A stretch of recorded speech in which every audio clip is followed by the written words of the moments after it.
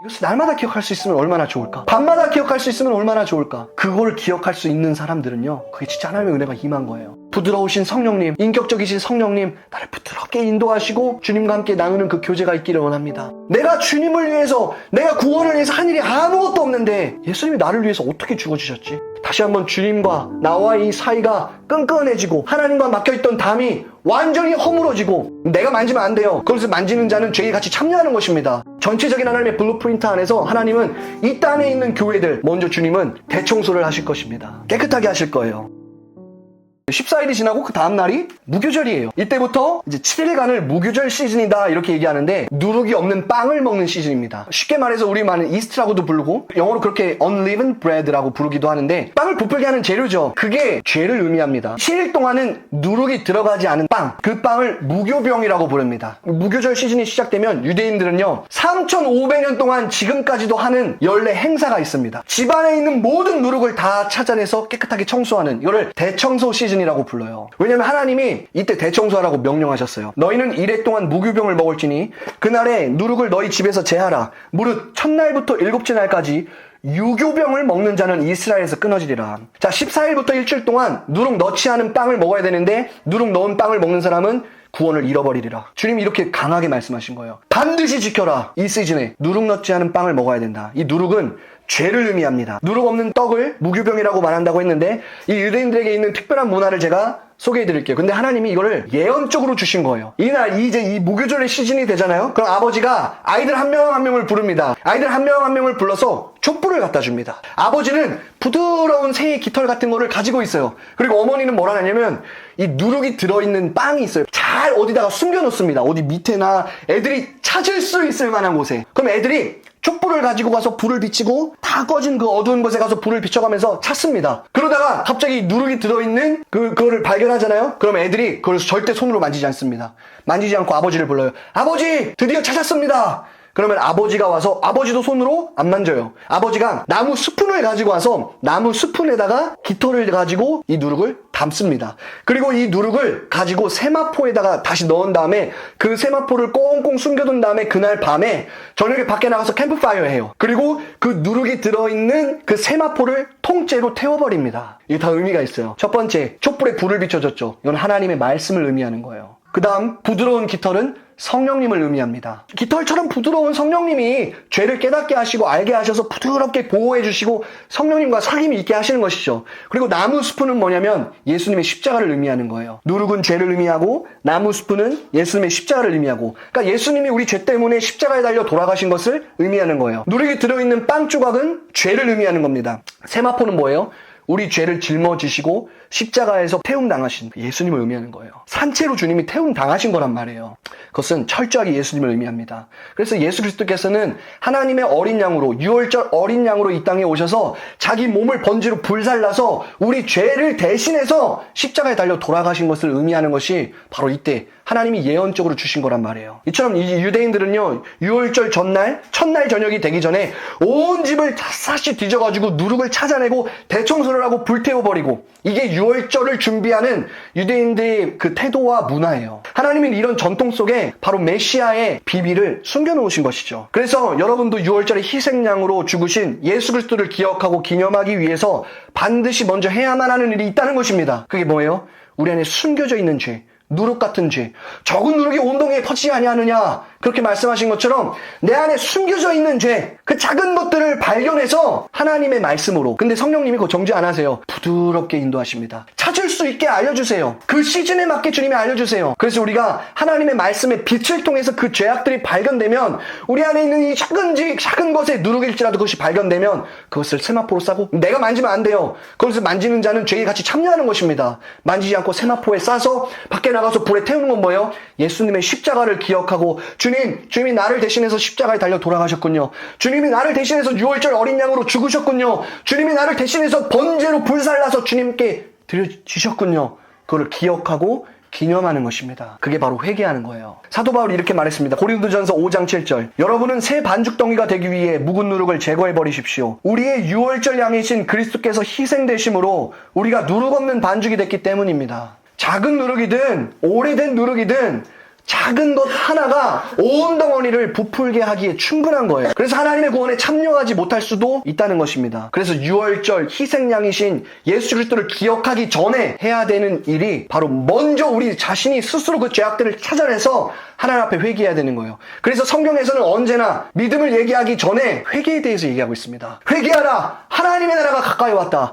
회개하고 믿으면 성령의 새롭게 되는 날이 이같이 너에게 새롭게 되는 날이 이를 것이요. 이게 순서가 명확해요. 예수님의 그 십자가를 우리에게 주신 믿음과 구원을 얘기하기 전에 우리가 반드시 먼저 해야 되는 일이 봄맞이 대청소라는 것입니다.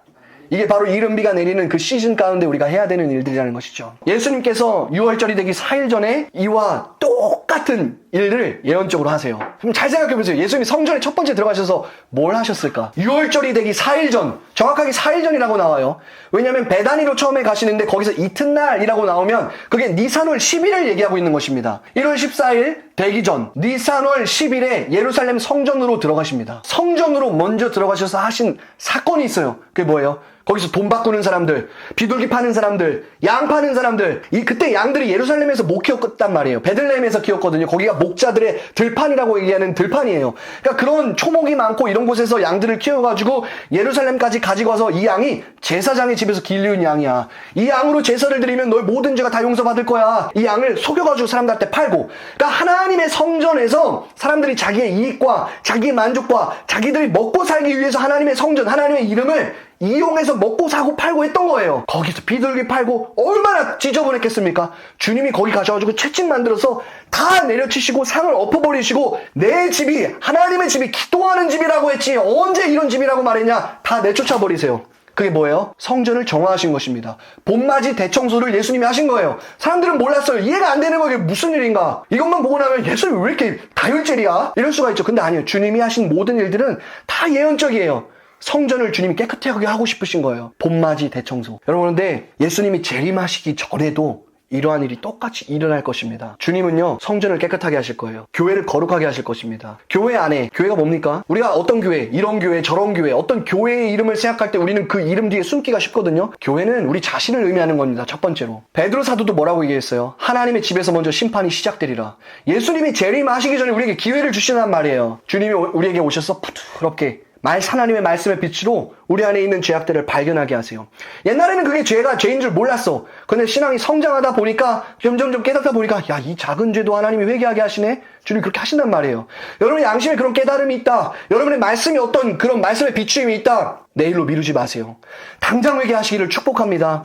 회개는 내가 어떻게 말을 잘하고 내가 능력이 있어서 하는 게 아니라 6월절 어린 양이신 예수님이 이미 그 죄값을 지고 가셨기 때문에 우리가 회개가 가능한 것입니다. 예, 그래서 나를 의지하는 것이 아니라 오직 예수 피를 의지하는 그 믿음을 가지고 우리가 하나님 앞에 나아갈 수가 있는 거예요. 그래서 주님의 재림 전에 주님은 교회를 먼저 청소하게 하십니다. 개인적으로 우리 자신이죠. 그러나 주님은 또 한 가지 전체적인 하나님의 블루프린트 안에서 하나님은 이 땅에 있는 교회들 먼저 주님은 대청소를 하실 것입니다. 깨끗하게 하실 거예요. 이 시즌에, 이때에 모든 누룩들이 하나님의 말씀의 빛과 성령님의 그 부드러운 인도함으로 발견되어서 완전히 불로 태워질 수 있기를 예수님의 이름으로 축복합니다. 다 태워질 수 있기를 바라요. 깨끗하게 되어질 수 있기를 바라요. 이게 무교절의 의미예요. 자, 마지막으로 이제 예수님은요, 이스라엘 백성들이 4일 전에 양을 잡아가지고 같이 그렇게 지냈던 것처럼 6월절 4일 전에 들어오십니다. 이때 대제사장들과 서기관들이 뭐 했어요? 저 예슈아라는 저 사람, 나사렛에서 난 사람에게 무슨 죄가 있나? 어떻게 저 사람을 죽일 수 있나? 성경에 그게 기록되어 있죠. 어떻게 하면 저 사람을 죽일 수 있나에 혈안이 되어 있었어요. 이게 뭡니까? 마치 6월절 전에 양과 함께 지내면서 흠이 있나 점이 있나 보는 것처럼 대제사장과 서기관들이 하나님의 어린 양이신 예수님을 보면서 그거를 찾고 있었던 거예요. 근데 흠을 잡지 못하니까 거짓말로 신성을 모독했도다 이러면서 옷을 찢고 군중들을 모아서 음해하고, 실제로 예수님은요, 누룩 없는 빵이셨습니다. 그 말은 뭐예요? 죄가 없으셨다는 거예요. 죄를 한 번도 지으신 적이 없다는 거예요. 예수님은 어린 양으로 성전에 들어오신 거죠. 죽으시기 전날 밤 6월절 만찬을 하고 예수님이 잡히신 후에 다음 날이었던 그 기록을 보면 제3시에 십자가에 달리시니라. 이 제3시가 뭐냐면 아침 9시를 의미합니다. 6월절 6월절 아침 9시는 제사장들이 첫 번째 하나님께 아침 제사를 드리는 시간입니다. 근데 주님이 그 시간 아침 9시 그때 십자가에 달리시니라. 주님은 지금 번제당할 어린 양으로 십자가에 달리셨다는 것을 의미하는 것입니다. 예수님은 6월절 양으로 십자가에 매달리신 거예요. 제3시 제사장들이 아침 제사 하나님께 드리는 그 시간에 주님은 십자가에 달리셔서 하나님께 바쳐질 어린 양이 되신 것이죠. 그리고 6시간 동안 매달려 있으시다가 제9시에 숨을 거두시니라. 이 제9시가 된 다음에 오후 6시가 되면 그때부터 유대인들은 아침부터가 아침이 아니고 오후 6시쯤 5시에서 6시쯤 이 저녁이 되고 아침이 되니 창세기에 그렇게 나오죠. 저녁이 되고 아침이 되니 이때가 둘째 날이니라. 그러니까 유대인들은 저녁부터의 시간을 하나님의 시간을 기준으로 해서 저녁부터를 하루로 칩니다. 그런데 6시가 되잖아요. 오후 6시가 되면 그때부터 6월절 축제하는 시간이에요. 이 시간에 주님이 정확하게 희생당할 어린 양이 되셔서 우리 모두의 죄를 위해서 십자가에서 피를 다 흘리고 불로 태워서 번제가 되신 하나님의 어린 양이 되신 것입니다. 그때 주님이 마지막으로 돌아가시면서 이렇게 얘기하세요. 다 이루었다. 다 이루었다. 이게 무슨 말이에요? 이제 우리 민족과 온 열방을 향한 영원한 속죄, 대신 죽어야만 하는 이 죄를 짊어지고 가야 되는 그 속죄의 양이 죽었으니 6월절은 이루어졌다. 주님이 이걸 선포하신 거예요. 이제는 죄와 저주와 사망 때문에 하나님과 영원히 끊어져서 단절되었던 이제 내가 진짜 사랑하는 나와 너의 이 모든 관계가 이제는 영원히 회복될 것이다. 주님이 그거를 선포하시면서 다 이루었다. 이렇게 십자가상에서 주님이 선포하신 것입니다. 저와 여러분의 모든 죄와 저주와 죽음과 사망이 영원히 심판받았음을 예수님의 이름으로 선포합니다. 영원히 심판받은 거예요. 내가 구원을 위해서 한 일이 사실 아무것도 없어요. 주님이 다 해주신 일이란 말이에요. 내가 이 저주와 죽음이 끊어지기 위해서 한 일이 아무것도 없어요. 오직 하나님의 어린 양이신 예수 그리스도께서 저와 여러분을 위해서 여기 있는 한 사람 한 사람을 위해서 인류를 위해서 실제로 2000년 전에 어린 양으로 이 땅에 오셔서 6월절 양으로 몸짓고 피 흘리고 돌아가셔서 불태워졌기 때문에 그 어린 양을 믿는 사람들에게 하나님의 구원이 오늘 임하는 것입니다. 이게 그래서 종교가 될 수가 없어요. 교리가 될 수가 없어요. 실제 있었던 사건이며 관념이 될 수가 없는 거예요. 그래서 이 인류 역사 가운데 가장 위대하게 일어난 하나님의 구원의 사건, 이게 바로 6월절, 그걸 의미하는 것이에요. 그 피를 보고 영원히 하나님의 그 사랑 안에 우리가 그 피를 보고 하나님을 기억하고 1년 동안 사순절 기억 안 해. 주님의 고난 이런 거 기억 안 해. 그냥 살다가 갑자기 사순절만 되면 아 교회에서 이런 일 하는구나. 우리는 차라리 그럴 바에 예수 십자가를 매주 선포하자. 지금 그거 하고 있는 것입니다. 예수님의 십자가가 전부인 거예요. 예수님의 그 십자가, 6월절 어린 양, 하나님의 어린 양, 그 십자가가 나를 구원했구나.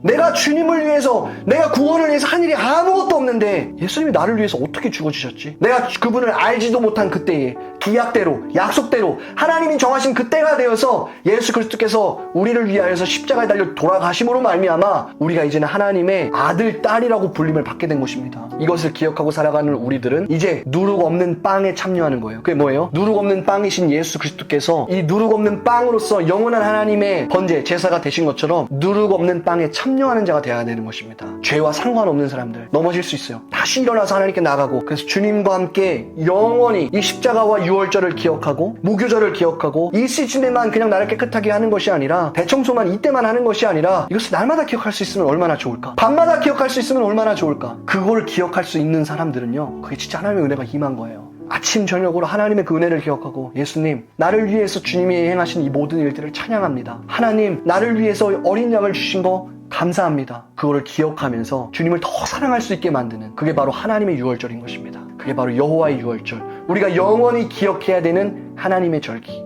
저도 이걸 다시 보면서 예수님이 나를 위해서 십자가에 죽으셨구나. 진짜 그 하나님의 은혜, 6월절에 어린 양으로 나를 위해서 오신 그 예수님이 이게 진짜구나. 나를 위해 진짜 죽으셨구나. 어린 양이 되셨구나. 제가 이걸 기억하니까 너무 은혜가 되더라고요. 여러분, 그 은혜를 우리가 같이 참여하면서 이제 다음 주 금요일이 우리는 예수님이 십자가에 달려 돌아가셨다, 성금요일이다 이렇게 얘기하는데 실제로는 6월절입니다. 하나님의 그 6월절을 다시 한번 우리가 기억하면서 정말 하나님과 함께 보내면서 다시 한번 봄맞이 대청소 다시 해보는 거예요. 넘어질 수 있어요. 그게 우리예요. 연약함입니다. 그러나 다시 해보는 거예요. 하나님, 말씀의 빛으로 나를 비춰주세요. 부드러우신 성령님, 인격적이신 성령님, 나를 부드럽게 인도하시고 주님과 함께 나누는 그 교제가 있기를 원합니다. 이게 요한일서 1장 9절부터 10절까지 나오는 사도 요한이 얘기하는 거예요. 만일 너희가 너희 죄를 없다고 말하면 너희가 용서받지 못해. 그런데 너희가 너를 스스로 자백하고 고백하면 하나님 용서해 주실 거야. 이게 무교절을 염두에 두고 사도 바울이 얘기한 거란 말입니다. 먼저 우리가 고백하고 하나님, 다시 주님께 나아갑니다. 다시 내 안에 있는 것들을 내가 바라봅니다. 내 안에, 또 내 삶에, 이 교회 안에 하나님 누룩이 있습니까? 볼 수 있게 도와주시고 발견할 수 있게 하신 것도 하나님이요, 태우게 하시는 이 모든 제사의 방법을 주신 것도 그것도 하나님이시오. 이걸 우리가 기억하면서 다시 한번 주님과 나와의 이 사이가 끈끈해지고 가까워지고 하나님과 막혀있던 담이 완전히 허물어지고 언제나 어느 때나 하나님께 얘기할 수 있잖아요. 기도할 수 있잖아요. 우리는 세속적으로 살아가는 사람들이 아니란 말이에요. 그래서 정말 예언적인 삶을 살면서 그렇게 하나님의 그 은혜에 같이 동참하는 저와 여러분이 될 수 있기를 예수님의 이름으로 축원합니다. 기도하겠습니다.